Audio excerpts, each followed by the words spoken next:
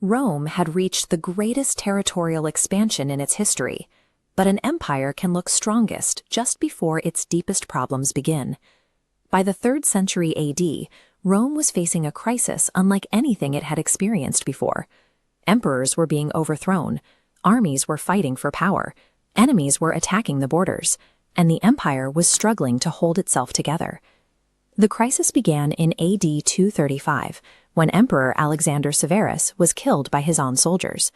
His death created a sudden vacuum. What followed became known as the crisis of the 3rd century. In just a few decades, Rome saw numerous emperors rise and fall, often supported by different armies. Political instability spread across the empire. The ancient model of a single invincible ruler in Rome was shattered, plunging the state into a violent scramble for survival. At the same time, Rome faced serious external threats.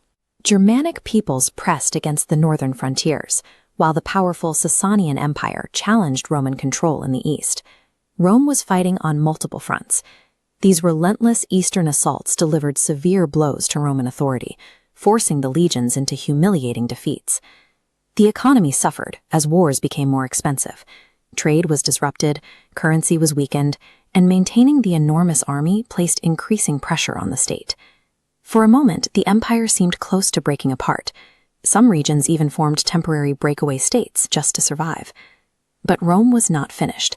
A series of strong emperors began rebuilding imperial authority. One of the most important was Aurelian. He defeated Rome's major internal rivals, marching his forces across the map to violently drag those breakaway regions back and reunite the empire.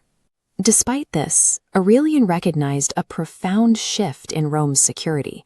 The border armies alone were no longer enough to guarantee the safety of the interior.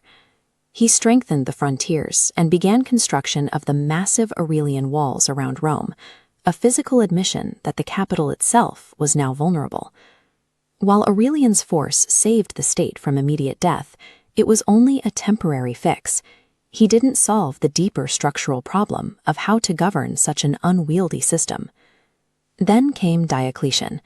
In AD 284, Diocletian became emperor and introduced dramatic reforms.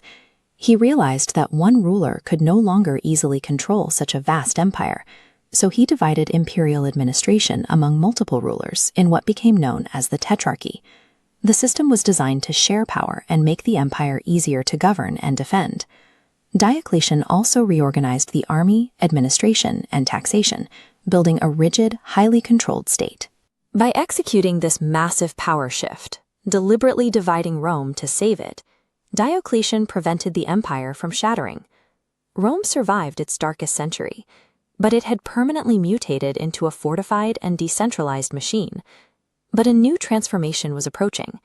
A young emperor named Constantine would soon rise to power. Constantine systematically dismantled the tetrarchy, reunifying the provinces under his absolute authority. He shifted the center of government to a new capital in the east and integrated Christianity into the state's legal framework. Power now flowed from a new eastern capital, anchored by a state that had officially adopted the Christian faith. To be continued in Episode 9. Next episode, Constantine, the emperor who changed Rome forever. If you enjoyed this story, don't forget to like, comment, and subscribe to History Stories Dose so you never miss the next chapter of history.